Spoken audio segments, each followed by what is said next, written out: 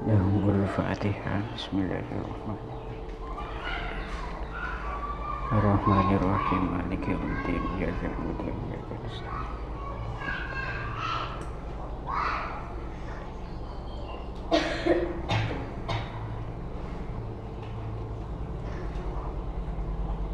Bismillahirrahmanirrahim. Faqad qala al-muallif rahimahullahu ta'ala wa nafa'na bihi wa bi'ulumihi wa bi barakatihi fid dharain.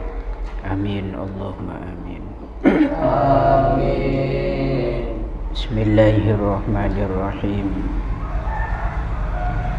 Wa ghayatul ilmi al-'amalu bihi li'annahu samaratuhu wa faidatul umri wa zadul akhirah. Wa ghayatul ilmi utawi tujuane al-ilmu, utawi tujuane al-ilmu iku al-amalu ngamalaken bihi kelawan al-ilmi, li'annahu krono satuhune al-amal bih iku samaratuhu buahe al-ilmi, wa faidatul umri lan faidahe umur, wa zadul akhirati lan sangune akhirat. Faman moko utawi sapa wonge iku zafira lamun merkoleh sapa man, iku zafira lamun merkoleh sapa man bihi kelawan ilmu, sa'idah moko bejo sapa man. Wa man lan utawi sapa wonge iku fatahu lamun epot sapa man ing ilmu, khasirah moko rugi sapa man, khasirah moko rugi sapa man. Kemarin sempat disinggung oleh sabda Rasulullah sallallahu alaihi wasallam, yaitu may yuridillahu bihi khairan yufaqihu fiddin. Sebagian ulama ada yang mensyarahi hadis ini dengan menjelaskan khairan. Yang dimaksud dari kalimat khairan yufaqihu fiddin itu sebagai khairan kamilan, ay husnul khotimah. Artinya orang yang mencari ilmu betul-betul karena mengharap ridhonya Allah, itu merupakan orang yang dipilih oleh Allah untuk kemudian ditakdir menjadi orang yang baik, ditakdir mendapatkan kebaikan yang sempurna, dan ditakdir menjadi pribadi yang nantinya akan meninggal dalam keadaan husnul khotimah. Berarti hadis Nabi may yuridillahu bihi khairan itu sebagai kabar gembira bagi kita semua para al-mustagilina bil ilmi, bahwasanya kita semua insyaallah itu mendapatkan jaminan husnul khotimah. Himadar moga tetap senantiasa istiqomah, tetap senantiasa ikhlas dalam ajalanin sejenika. Wa ghayatul ilmi al-amalu bih, dan perlu diketahui bahwa puncak daripada tujuan ilmu itu sendiri adalah diamalkan. Ilmu itu tidak ada artinya jika tidak disertai dengan amal. Kenapa? Karena amal itu merupakan samaratuh, buah daripada ilmu. Setuju panapa yang dilakukan oleh setiap manusia itu pasti harapannya adalah menghasilkan keuntungan. Seperti dalam satu kasus sebuah transaksi perdagangan, ada gengen diketocun dan dikemakle oleh beteh kan. Atanih juga makle oleh beteh. Panjenengan namen-namenkan bungkanan dikejukan makle oleh beteh searupah buah. Begitu juga berjuang aku leban panjenengan dalam menghasilkan ilmu na Gusti Allah, itu bisa dikatakan perjuangan yang sempurna dan menguntungkan apabila setiap daripada ilmu yang kita dapat itu kita langsung amalkan, baik ilmu itu kecil ataupun ilmu itu besar, yang sifatnya remeh atau yang sifatnya sangat penting. Sepenting kita itu punya upaya untuk mengamalkan sesuai dengan kemampuan yang kita miliki. Ada satu perumpamaan yang sering kali dicontohkan oleh sebagian ulama. Orang yang memiliki ilmu namun tidak diamalkan ilmunya, itu seperti seorang pemburu yang membawa banyak senjata untuk memburu hayawan buas, kemudian satu pun dari senjata yang dibawa itu tidak digunakan sama sekali. Maka yang pertama yang menjadi pertanyaan, apakah dia bisa mendapatkan hasil daripada buruan itu?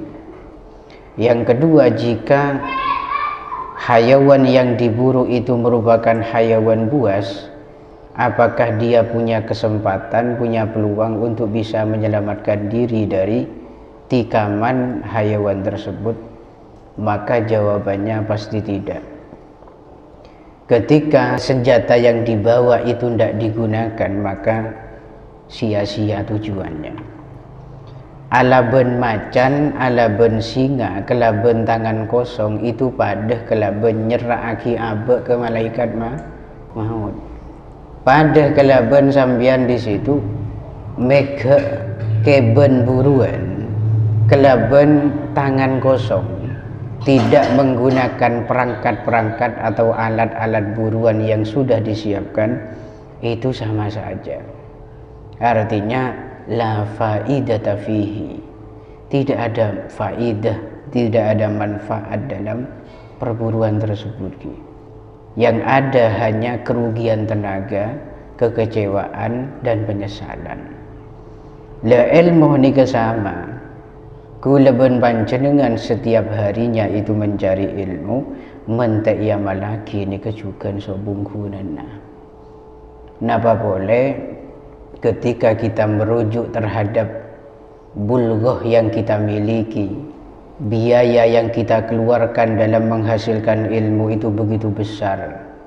Biaya untuk kelangsungan hidup kita setiap harinya, uang saku kita, biaya kita, biaya seragam, semuanya, aktivitas kita sedang-kadang itu memerlukan sebuah biaya. Itu akan hilang secara cuma-cuma dan sia-sia. Wa faidatul umri nomor 2, amal itu merupakan faidah daripada umur yang kita miliki. Kula tentona pun panjenengan dika paringen umur sareng pengiran. Itu agar kemudian kita di dalamnya melakukan sebuah amalan-amalan yang baik yang bermanfaat. Yang mana semua amalan sebagus kasa itu timbul dari sebuah ilmu. Ada tutorialnya, cara hidup yang baik itu kayak apa. Ini kepada tutorialnya. Dan tutorial itulah yang disebut dengan ilmu secara teori. Kalau hakikatul ilmi itu adalah secara amaliyah. Makanya prinsip kita yang harus kita bangun mulai saat ini menjadi santri itu harus ilmiyah amaliyah, amaliyah ilmiyah. Ilmu endi ia malaki, ngamal sesuatu berdasarkan sebuah keilmuan.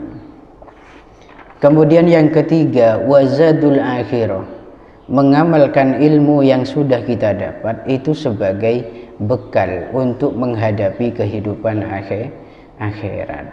Sehingga kita hidup di dunia ini betul-betul sesuai dengan kadar atau porsi kita. Bagaimana kita dalam setiap harinya berbuat sesuai kadar kepentingan dan kebutuhan kita untuk keuntungan kita di masa depan, yakni di yaumil qiyamah. Dan bagaimana kita dalam proses untuk bermuasyarah dengan orang, kadar yang baik kayak apa demi kepentingan kita nanti di yaumil qiyamah. Semuanya itu ada kadarnya. Kapan kita ibadah, kapan kita di situ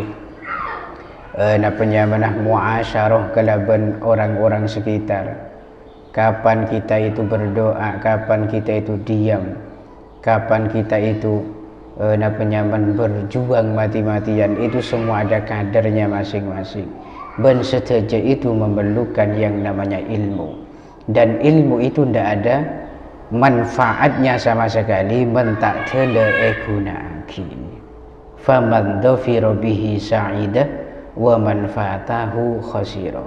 Siapapun yang telah memperoleh sebuah amal, maka dia akan beruntung, dan siapapun yang tidak beramal maka dia akan rugi. Jadi dhamir tadi yang kita baca dhafira bihi, bihinya itu merujuk kepada al-amal, bukan ilmu. Wa manfaatahu itu juga kembali ke amal.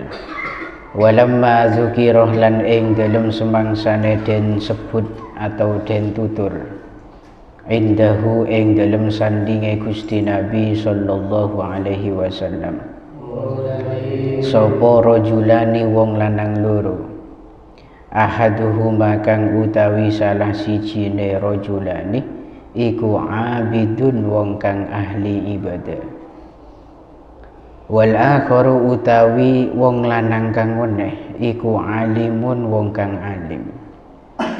Qala moko dawuh sapa Nabi ing dawuh fadlul alimi utawi keutamaane wong alim alal abidi ngatasé wong kang ahli ibadah iku ka fadli koyok keutamaane ingsun ala adnakum ing ngatasé luweh andhape sira kabeh, ala adnakum ing ngatasé luweh andhape sira kabeh. Ketika ada dua orang laki-laki yang disebutkan oleh sebagian sahabat di sisi Rasulullah, yang satu di situ ahli ibadah, yang satu di situ ahlul ilmi atau orang alim. Maka kemudian Rasulullah berkomentar terkait dua laki-laki itu dengan sebuah komentar, fadlul alimi alal abid ka fadli ala adnakum. Keutamaan orang alim di atas orang yang ahli ibadah itu persamaannya seperti keutamaan saya, ini kedebun Nabi, di atas orang-orang yang paling hina di antara kalian. Ini kederajat orang alim etembeng orang seahli ibadah seta alim. Ini kan maksudnya sebagian ulama itu ada yang mensyarai hadis ini, al-alim yang dimaksud dalam hadis ini dia orang yang berilmu, banyak ilmunya, dan melakukan sebuah ibadah dengan kadar sesuai kebutuhan saja. Ibadah fardu 5 waktu, qobliyah ba'diyahnya, tapi aben di situ alim, ahlul ilmi. Men ebandingaki sareng al-abid, yang al-abid ini komentarnya ulama adalah orang yang ahli ibadah, yang berilmu, tapi dengan kadar ilmu yang sangat sedikit, ilmu yang hanya cukup digunakan untuk ibadahnya itu. Jadi saya kocak al-abid dalam hadis yang menjadi perbandingan al-alim itu bukan al-abid yang tak punya ilmu sama sekali. Kenapa? Karena al-abid orang seahli ibadah, saya tak di ilmu sama sekali, itu dikhawatirkan ibadahnya tidak diterima sareng Gusti Allah. Makanya sampai sebut dalam Nadham Zubat kasak, wa kullu man bi ghairi ilmin ya'malu a'maluhu mardudatun la tuqbalu. Setiap orang yang beramal tanpa ilmu maka akan berpotensi amalnya ditolak dan tidak diterima oleh Gusti Allah. Jadi saya maksud kelaban alim alal abid, yaitu se'abid alladhi ya'khudhu qistan minal ilmi, orang yang ahli ibadah yang hanya di situ mengambil kecukupan dari ilmu untuk kepentingan ibadahnya. Sedangkan al-alim alladhi ya'khudhu qistan minal ibadah, orang yang alim nikah banyak ilmunya tapi ibadahnya biasa-biasa saja. Dan nikah berarti orang yang abid mustaghilun bil ibadah, orang yang sibuk ngelakonin ibadah, sementara al-alim nikah orang yang mustaghilun bil ilmi, orang yang sibuk kelaban ilmu. Perbandingannya sama seperti keutamaan Gusti Kanjeng Nabi di atas umat Nabi Muhammad yang paling rendah. Itu perbandingannya demikian. Seada bu basairan nikah ki Kanjeng Nabi, kulah ban panjenengan selaku orang seputuh ni kecek sampai merasa tersinggung. Tapi jadikan sabda Rasulullah ini sebagai bentuk kesemangatan kita untuk bisa mendapatkan fadilah-fadilah daripada al-alim ini. Ya mantar moga kula ban panjenengan tetap tidak pupus semangat, tidak semakin berkurang semangat untuk terus-terusan mencari dan menghasilkan sebuah ilmu. Ini kepon Masya Allah dalam bab ini saja kita itu seringkali kan diberitahukan sebesar apa bisyarahnya ahlul ilmi itulah. Sampai Nabi menyebut demikian. Sebesar itulah kayak di gulaban panjenengan kita semangat dan belum belajar mutolaah ilmu. Sudah disebutkan kayak gitulah. Kita masih belum percaya. Kalau kita masih belum hidup dan sadar hati ini. Wa qala sallallahu alaihi wasallam, man salaka tariqan yatlubu fihi ilman salakallahu bihi tariqam min turukil jannah. Wa qala lan dawuh sapa Gusti Nabi sallallahu alaihi wasallam, ing dawuh man utawi sapa wonge iku salakah lamun ngambah sapa man tariqan ing dalan siji yatlubu kang golek sapa man fihi ing dalem tariqan ilman ing ilmu salakah moko ngambahaken sapa Allah bihi kalawan man tariqon ing dalan min turukil jannati kang saking pira-pira dalane swarga, min turukil jannati kang saking pira-pira dalane swarga. Man salaka tariqon yatlubu fihi ilman, dawuh Nabi, siapapun yang menempuh satu jalan yang digunakan untuk mencari ilmu, menuntut ilmu, maka Allah akan menjadikan dia nanti berada di satu jalan di antara jalan-jalan yang menuju ke surga. Maka sampai pada satu ungkapan yang paling baik kanggo para santri selestarena pelemanan abeli kepondok statusnya harus seragam, on the way swarga, OTW swarga. Begitu bukan OTW pondok saya tepak. OTW swarga, tapi kelaban catatan niatan se ikhlas karena Gusti Allah. Karena bayangkan ini kepon kita berada di jalan yang insya Allah satu saat mentakdirkan kita berada di jalan surga. Wa qala sallallahu alaihi wasallam, talabul ilmi faridatun ala kulli muslimin wa muslimah. Wa talibul ilmi yastaghfiru lahu kullu syai'in hatta al-huti fil bahri. Wallahu a'lam bissawab. Al-Fatihah. Bismillahirrahmanirrahim.